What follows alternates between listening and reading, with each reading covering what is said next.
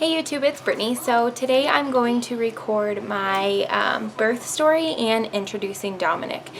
Today is September 4th and it was Dominic's due date, but he was actually born 8 days ago. He was born on August 27th at 3:56 p.m. So I'm going to go ahead and tell you guys my birth story, and at the end I will put some footage of my birth.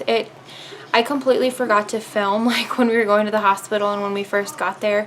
Everything kind of went really fast and I just didn't even think about it. And then they wouldn't let me record while I was pushing, but they let me record as soon as he was out. So I do have footage from that. So like I said, Dominic was born on August 27th. It's September 4th now, so he's 8 days old. I am going to insert the footage from when he was first born and when they put him on me. But first I'll go ahead and introduce you guys. If you follow me on Instagram or on Facebook, you guys have seen plenty of pictures of him. I post pictures all the time, so you've already seen him. But if you don't, if you just watch me on YouTube, then you haven't seen him yet. So here he is. Oh, come here. This is Dominic. Say hello, YouTube. Hello. He looks just like his dad. Oh my goodness. And he's going to be mad at me because I'm waking him up. It's okay. So my birth story, and Braden's coming to join us like he usually does.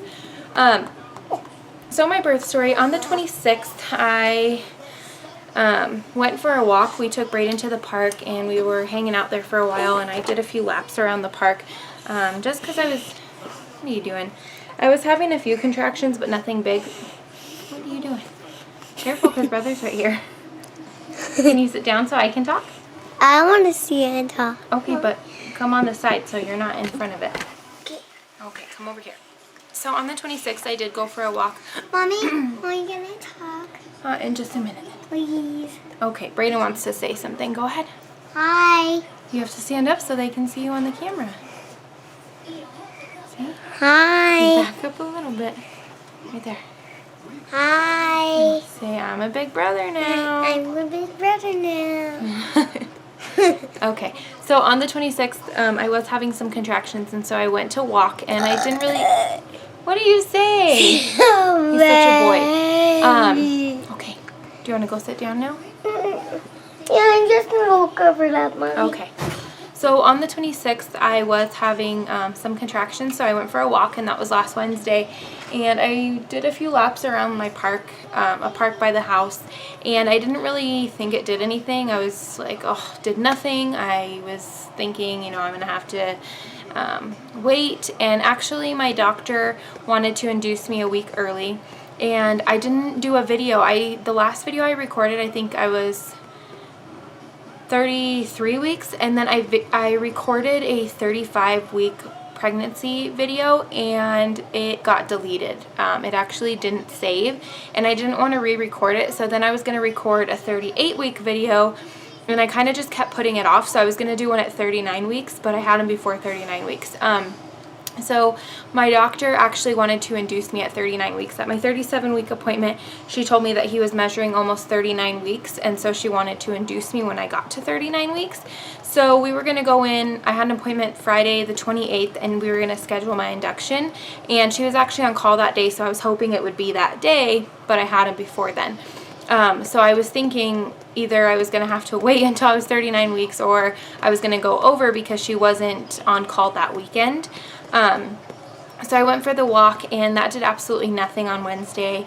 I didn't think it was, you know, it helped at all. And then I was getting ready for bed, and I noticed that I was having contractions every 10 minutes. It wasn't really anything too painful. It was just kind of uncomfortable. Here, stay right there, open it. It was just kind of uncomfortable, but it wasn't anything too bad. So I didn't think anything of it. I just went to bed. Here, baby. Brayden. Huh? Okay, go sit down. Okay.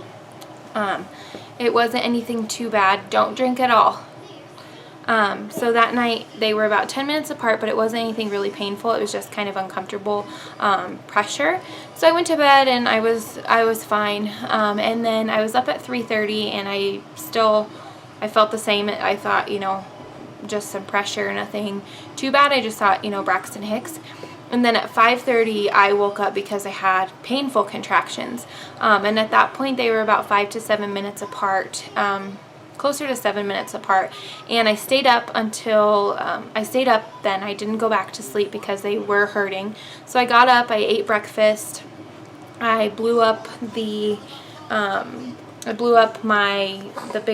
big ball that I can bounce on, and I brought that downstairs. And my husband got up to go to work at 6:45, and he actually asked me if he should just stay home. And at first I was going to tell him no, just because I didn't really think anything of it, because I had had contractions before. They just didn't stay. And so I was going to tell him no, but then I thought about it and I said, you know what, these are actually painful. So my husband asked if he should stay home, and I asked him if he could, just because they were the first time that they were really that painful. I had taken a shower and just kind of tried to relax and see if they would go away, and they didn't. So I figured that he should stay home because they were really hurting me. It was to the point where I was like, if I was walking, I would stop and just stand there for a minute. It hurt to walk through them. I would try not to talk through them. I just wanted to breathe through them. So at that point I thought, okay, maybe, this could be labor. And so I had him go back to sleep. He laid with Brayden for a little while, just in case it was labor. I wanted him to get rest. And then we stayed at the house until 9:30. They kept progressing and getting worse. They were every 3 to 4 minutes. And so at 9:30 I decided I wanted to go to the hospital, just because I had such a fast labor with Brayden. I didn't want to have my baby in my car on the way there. So at 9:30 I decided I wanted to go to the hospital. We started packing everything up. I got my husband up and we left the house around 10:30, just because Brayden needed to eat breakfast, and we had things that we needed to do. And we brought Brayden with us just because we had someone to watch him. It's my sister-in-law, but she just had a baby 3 weeks before that, so I didn't want her to watch him if it wasn't labor, so we took him with us. And on the way there, my husband hadn't had breakfast, so he asked if he could stop to get something to eat, and I told him that was fine. So we go to the McDonald's drive-thru, and he orders lunch, and they tell him that they're not serving lunch yet. So instead of backing out of the drive-thru, he goes forward, and we have to wait for the people in front of us, and I'm there contracting, like holding on, like trying to breathe. And then we go to another drive-thru, and so it took forever to I felt like it took forever to get to the hospital. We had to stop and get gas. We had to pull over because my contractions were so bad they were making me throw up. But we got there, and we got there about 11 o'clock. They checked me at 11:15, and I was at 4 centimeters, and I was contracting. She said about every 5 to 6 minutes, and the nurse was like, that's not very much. It's, so we'll see what the doctor says. And I was kind of disappointed because I thought that they might not keep me, but they ended up keeping me. My doctor was on call, which was really nice. And so we got there at 11. They checked me at 11:15, or they checked me at 12:30, actually. We got there at 11:15. They checked me at 12:30, and I was at 4 centimeters. And then they finally moved me up to labor and delivery, because what they have is a labor assessment area. It's kind of like the ER if you're pregnant. They check you out and decide whether or not you're in labor assessment. If you are in labor, they admit you. So they decided to admit me. They didn't get me up there until about 1:30, 1:45. And when I was in the labor assessment room, I was like, oh my gosh, I want an epidural. I was in so much pain. With Dominic, I had extreme back labor, and with Brayden, I didn't have that. So I seriously thought I was dying. And my poor husband, he's looking at me like, oh my gosh, are you okay? Like, I was having contractions, and he's like, is it okay that it's hurting this bad? I'm like, it's supposed to hurt, but oh my God, I seriously thought I was dying. So they moved me up to my room to labor and delivery. I text my sister, let her know, they're moving me up there. And she said, okay, let me know when you get to about a 6. I'll come up, because she was at work. And then my mother-in-law was at work. She's a medical assistant. She was in clinic, so she couldn't leave yet. So we, let her know they're admitting me. This is what's going on. And so they moved me up there. We still had Brayden, and when we got up there, my nurse was like, oh, well, you still have to finish this whole bag of fluids, which I had like half a bag. She goes, and a whole nother bag before you can get an epidural. And I was like, oh my gosh, this is terrible. Like, I am in so much pain. I was crying. But I was trying really hard just to breathe through it. My husband was super supportive. He was rubbing my back, you know, holding pressure wherever I needed him to. He was amazing. Seriously, without him, I would have been going crazy because the back labor was so bad. My back labor hurt more than my the contractions in the front. It was awful. Oh my gosh. So we got in there, I asked for a birthing ball, and the nurse brought it to me. She also gave me pain medication, and that was nice. It helped take the edge off, but it wasn't like, it didn't take everything away. So that did help, but it made me extremely nauseous, so I started throwing up. And she told me I had to finish that whole bag of, that half a bag of fluid and then another bag, and then she left to go get something. I was probably in there for 15 minutes total, but she went to go grab something. She came running in, threw the door open, and she's like, get on the bed now. The anesthesiologist has to go for a surgery. If you want an epidural, it's now or never. And I was like, oh, well, yeah, give me the epidural. So they had my husband leave, and that's when he took Brayden home because they admitted me I didn't want him there. So they gave me my epidural, and then my husband left as they were giving it to me.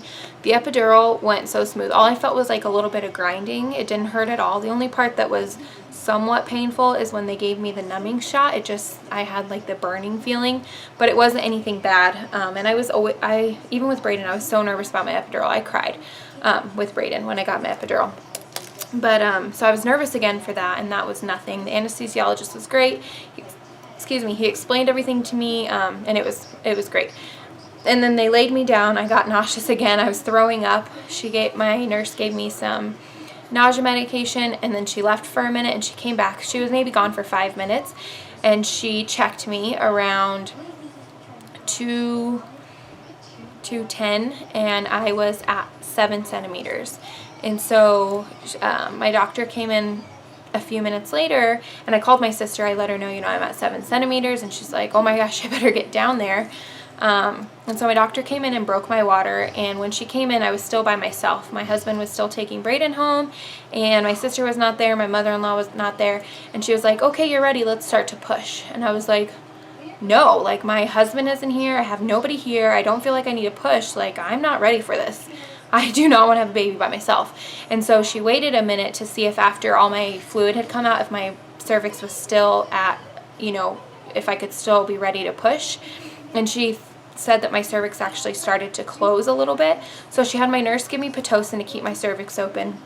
And then she said we could wait about 45 minutes since I didn't feel the need to push yet. They had just given me my epidural. So she went back to her office and said she would give me 45 minutes and come back, and then if I was ready to push by then, we would push. And so I was thankful for that because I didn't want to have a baby without my husband there. I didn't want him to miss that. I didn't feel the need to push, so I didn't want to start pushing because who knows how long that would take. So my sister got there. I called my husband like when she told me it's time to push, and my husband was like, oh my gosh, I just dropped Brayden off. I'm not even on my way there yet. So I didn't even let him know that she was going to let me wait. So he rushed back. But my sister got there, and then my mother-in-law came running in, and then my husband came back, and I started to feel like I needed to push probably around like 2 o'clock. And then my nurse said that we could wait a little bit longer just because my cervix was still not fully open yet. She had me do like a practice push and said that we could wait about 20 more minutes. So I waited about 20 more minutes, and she came in, so around 3:20, or maybe it was a little bit sooner than that. And then I started pushing when she came back 20 minutes later, and it was weird because they wouldn't let me record that. I thought that was weird. She said that it was a hospital policy that I couldn't record the actual birth, but once he came out, I could record. So I pushed for about 30 minutes roughly, and he was there. It was really cool because at the hospital they had like a skylight. It wasn't a real skylight, but it was like it had clouds and everything, and it was pretty. But then when they turned off the lights and just had the big light on you, it was like a mirror, so I could watch him coming out, and that was my motivation. Once I saw his head there, I wanted him out, and my doctor kept saying, you can take a break, you can take a break, and I was like, no, like I want him out. Like it was push after push after push. I didn't want to stop. And what sucked is once I got my Pitocin, God, I'm like all over the place. I can't focus on one part. Once I got the Pitocin, once my doctor broke my water, I could feel everything on my whole right side. Like my epidural stopped working on the right side. And at first I was like, oh my, like I thought it was weird. I was like, why does this hurt? And I thought maybe it would go away. No, it did not go away. So I was pushing and I could feel everything on my right side. I was trying so hard not to scream, which I thought I was like yelling, but apparently I wasn't. It hurt so bad. I was trying hard to just breathe through it, be strong. And that was another thing for me, is it hurt so bad. I just wanted him out. Like I just wanted to yell, like, get him out, because it hurt, and I could only feel half of it. So I couldn't imagine both sides not working. So seeing him was like my motivation, like he's coming out. And then with Brayden, when I had Brayden, I didn't get to hold him right away because he was in distress. And with him, I told them I want skin to skin right away. And so he was born at 3:56 p.m. They put him right on me, and it was seriously, it was amazing. Like being able to just hold your baby like for the first time and have him on you like right when he came out, it was just awesome. I didn't get to experience that with Brayden, and I'm gonna cry. It was just so cool to be able to like hold him right away and have him there and know like this is my baby. I'm so emotional. But it was just so cool, like just having him there. He was just born and he was all slimy and bloody, but I didn't even care. It was just so cool, and to finally see him after all that time, it was really cool. And another cool thing is with Brandon didn't get to cut his umbilical cord because he was in distress, so they just cut it, and he actually got to cut it this time, and so he really enjoyed being able to do that. So I got to do skin to skin with him right away. It was awesome being able to just hold him and have him there with me, and then they took him and they weighed him and they did all of that stuff. He was 8 pounds 7 ounces, and he was so chunky, and he was 20¼ inches long, and he was a fat little guy. He's still chunky. I'm so in love with him. He has hair. Brayden had like little peach fuzz. Dominic has a full head of hair. On the top it's a lot thinner and lighter, but he's definitely got hair. And he definitely looks like his dad. So they weighed him and everything. They gave him to me. I held him for a little while. I got him breastfeeding, which was a huge goal for me because with Brayden I failed miserably at breastfeeding. And I think it was just I wasn't patient enough and I wasn't educated. I just thought you put him on the boob and you're good to go, and that's not what happens. Even with him, it took me a few tries to get him actually latched on. He was latched on. We are still breastfeeding and everything is still going good. I'll talk more about that. I'm going to do a 1 week update, like a newborn, like a first week at home with a newborn video. And I'll talk about that there. So we got him latched on, he fed. I held him a little bit longer, and then we let visitors hold him. And then Brayden came up that night and got to see him, and he was so excited. He wore his big brother shirt and he got to hold him, and it was a really, really good experience, and he's actually waking up right now. So this labor, it was so quick. It was awesome. It really made me happy that like I got to a 7 before I got my epidural, because with Brayden, I had my epidural at like 4 centimeters, like right when labor had really truly started. And so with him, it was kind of cool to think like, wow, I lasted that long. Maybe I could have done the whole thing. I definitely didn't want to do the whole thing without an epidural. But I guess if I had to, I could have. So that's all I have for my labor, my birth story. Like I said, I'll put in some pictures because I had my mother-in-law taking pictures and my sister recording. I'll put in some pictures at the end, and then I'll also put in the video of when I first got to hold him and stuff like that. So if you don't want to see that, there might be some blood and stuff in there. If you don't want to see that, don't watch past this. So one more time, here is, oh, and he's getting mad because he's hungry. Here is baby Dominic. Say hello. Say hello. Hello. Hello, YouTube. Oh, and he's getting so mad because he's hungry. Because he's hungry. Huh. So, yeah. So if you don't want to see a baby that's just born and all slimy and goopy and stuff like that, don't watch after this, because I am going to have pictures of that, and I am going to have a video. There will be no like birth pictures of him coming out. It won't be anything like that. It'll just be once he's up on me and stuff like that. So thanks guys for watching. I'm right in between here. Oh my I'm doing that just in case it. I don't like splattering myself with blood as well. I mean, I've pretty much done it all. Okay. Yeah. I can save the splattering of blood. Oh my god. Oh my goodness. Do you like pit after or now? Usually after. Thank you. You're welcome. Do we still have a boy? I didn't even look. Did we check? Do we still have a boy? Okay. Yes. I delivered and popped that kid right on your belly. And didn't even look. Okay. Hello. And the placenta's coming out right now, so you can start pitting. Okay. So she's kind of like an OB check at this point. He does look like Brayden. Okay. Look identical to me. Hi, baby. Oh my goodness. Okay. All right. Thank you. Bye. Well, congratulations. Thank you. Did I tear? I don't know. That's what I'm trying to see right now. I don't know. I gotta squeeze his belly. Because can't see. Because you're bleeding on me. Oh my god. Okay, so open that arm for me. No, baby. I know that sucks. I did not do good putting that IV right there. No. Here it goes. I thought you had a good epidural. You're not supposed to be feeling this. Oh, it hurts just on the right side. I'm like, I thought you were not supposed to be feeling this. Jeez. Oh, it's okay. Hey, shh. Can I take my gown off? You want it off? Yeah, one teeny tiny just skin tear. Okay. So I'll need a 3 microlls all. Teeny tiny skin tear. Do you still want me to record, Bean? Yeah. You want this off, right? Yes, That's what I'm doing?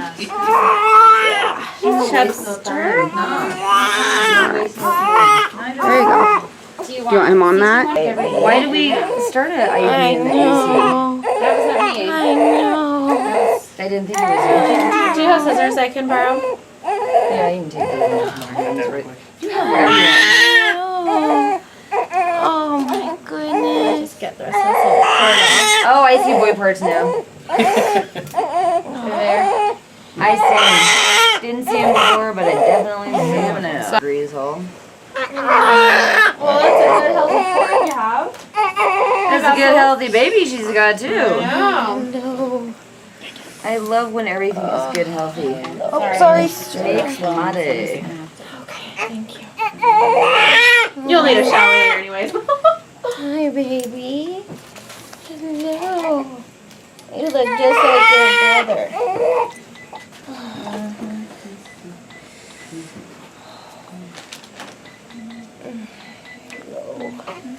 You look like your brother. It's amazing how much you use your index finger for everything. So this is the erythromycin antibiotic. Okay. Just leave it in there for a little bit and I'll wipe it out. All right. No, baby. Do you want me to let Dad know? Yeah. You can stop recording if you want. Sorry.